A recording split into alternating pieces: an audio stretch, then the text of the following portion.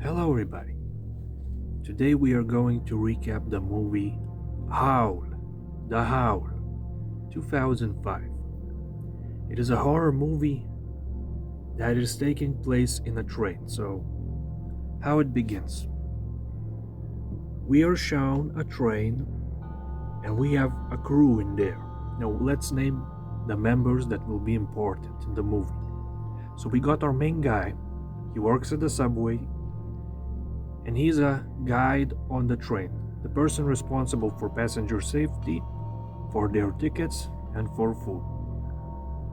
He has a colleague that he has a crush on, and the colleague is also on the night shift in the train.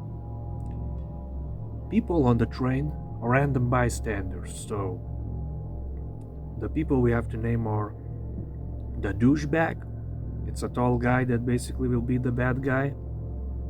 We got the junk food guy who eats a lot of pizza and goes to the toilet to poop very much because he has stomach problems. Next we have the pensioners, a couple, wife and husband. We got a teenager girl that is very stubborn. And we got a book nerd, a mysterious guy also that talks little. And where else do we got? We got an accountant lady who has a lot of documents in her backpack. And basically, these are our people.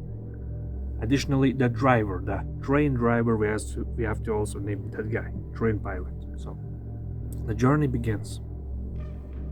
We are going with the train to the Eastborough place, like a city or something.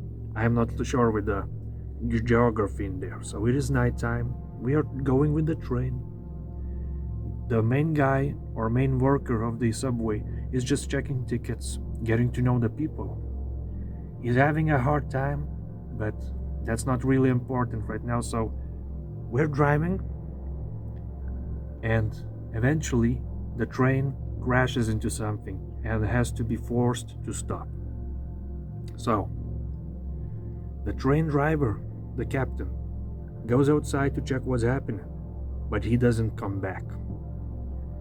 And our main guy, the subway worker, is having a hard time, like telling people what's going on, because they are getting delayed to their destination. They're like, why have we stopped? I paid money for the ticket and I'm gonna be late for where I'm going. And the guy also does not know what's going on. So eventually, what happens? The main guy starts worrying very much, and his colleague also, that he has a crush on. They worry a lot. And the passengers begin doing a drama time, dramatizing everything. So they're like, we have nobody to talk to because there's like no signal in that area. No chance to call the help. And the driver is not returning. So the passengers decide to walk by foot. And eventually, everybody goes outside because the subway worker cannot leave the people like without looking care of them. He will lose his job. So they go outside. They start going through the forest at night. And eventually, something in the bushes starts making sounds. So they check it out, and guess what?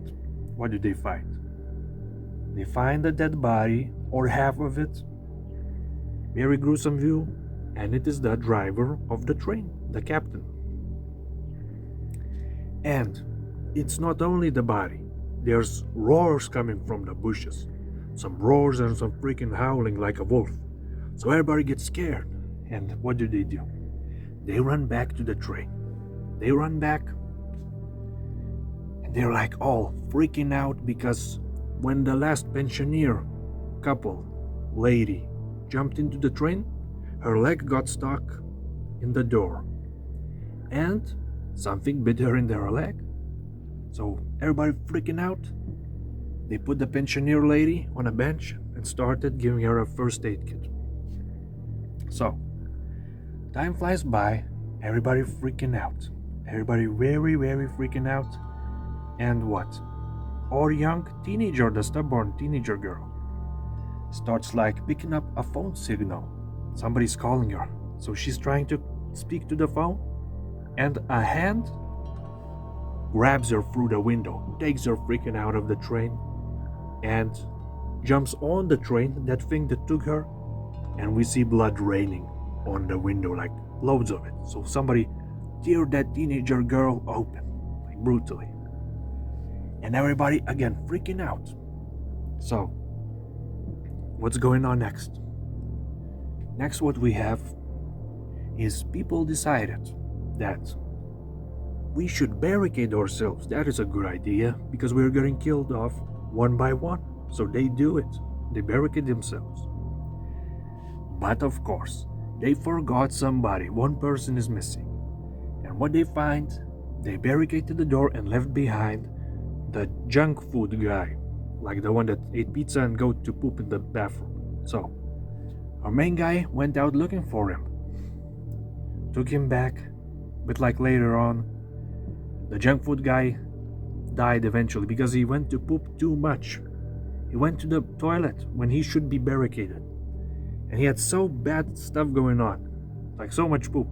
So the werewolves smelled it, and they broke through the ceiling and like teared open that guy in the toilet. There's nobody could do nothing about it.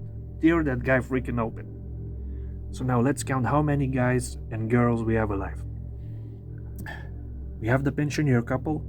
The lady is injured, but she's alive. The accountant lady. So that's 3. The douchebag, the 4. The main guy, that's 5. His colleague, 6. And the nerd. Yes, the nerd, the book nerd. 7. And the mysterious guy. Like there's a lot of people. 8. So we still got freaking a lot of people over here. But what happens? When they kill the junk food guy in the toilet, they go after the others. And we see a huge, pretty freaking intimidating monster coming at us. Monster human mutant. He's supposed to be a werewolf, but looks like a ghoul with long hair. Like long freaking nails, everything. So he's coming forward. And the fight is going on. Everybody's fighting that freaking werewolf. And eventually, everybody teams up. Douchebag, the nerd, the mysterious guy, the main guy. And they stab him, freaking axe him to death. And the werewolf is dead. So, everybody confident and happy. They kill the monster. And they're like, everything's gonna be okay. But, not quite. Later on, the threat comes back. Because the pensioner couple, the old man knows something. He says, this is all repeating. There's some kind of a legend that one time in a few years, like, people are found on a train at night, partially eaten by animals, like something bad happens. So this is like not gonna go away. So eventually the mysterious guy clears it up that he has some engineering knowledge. And what do? They make up a plan. The engineering guy goes with the nerd, the book nerd, outside, and they go under the train. The engineering guy checks the problem. A hose is leaking, the fuel hose, so the fuel is not picking up. He has to fix it. And the book nerd guy has to guard him, keep a lookout. But eventually, we find out there are more werewolves in the forest. And they know how to mimic human sounds. So, this book nerd guy is being lured into the forest, somebody screaming, help, help, help me, please help me. And guess what? He gets into a trap. He finds the teenager girl, the stubborn one. Or at least a body part of her, because she's being eaten alive. And he squares up against 3 werewolves and gets killed. So we lose the nerd. We got 7 people now. What happens next?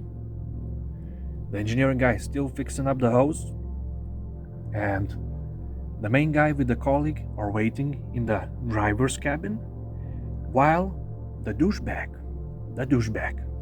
tries to kill the pensioner lady. So everybody ties him up because they find out he's a bad guy. So the douchebag, the accountant lady, is looking after him so he would not escape. He's tied up, and the pensioner couple are in a separate cabin. And eventually, as they dart, hearing roars everywhere. And what they find out is the werewolf bites are infectious. They turn you into a werewolf. So the pensioner lady eventually turns into a werewolf.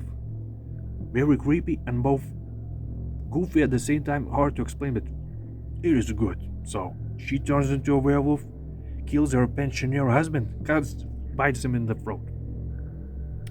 And everybody's having a fight.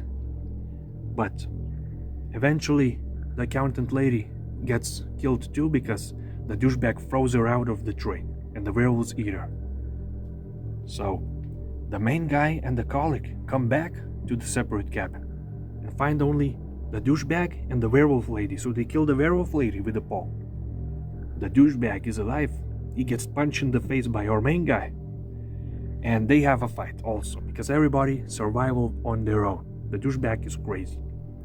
So the douche escapes the train and leaves the main guy and his colleague for the mercy of the werewolves. But the mysterious guy arrives with the Molotov cocktail and burns the werewolf down.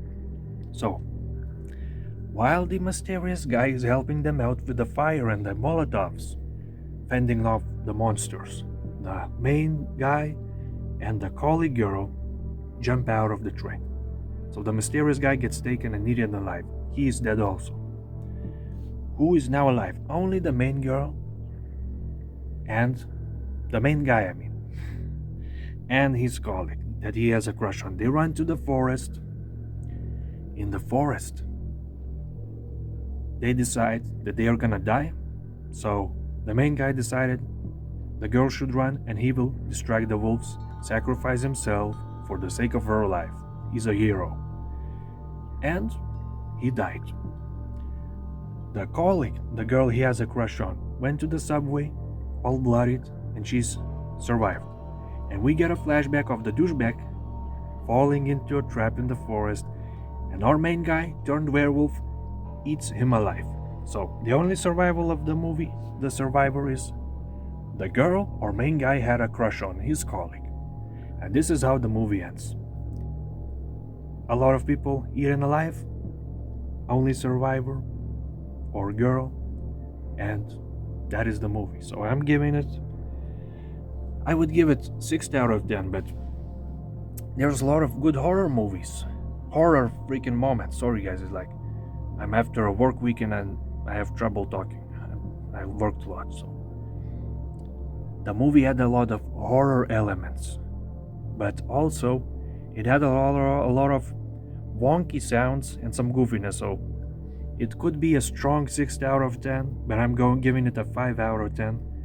Nonetheless, I recommend it. It is very entertaining to watch. It is a worthy movie and a good one. It has flaws, but the good stuff overcomes that. So thank you all for watching. If you want a good werewolf movie, some isolated place, middle of the forest in a train, midnight, go watch it. It has some good quality gore. So thank you again. See you next time, and bye-bye. Have a nice weekend.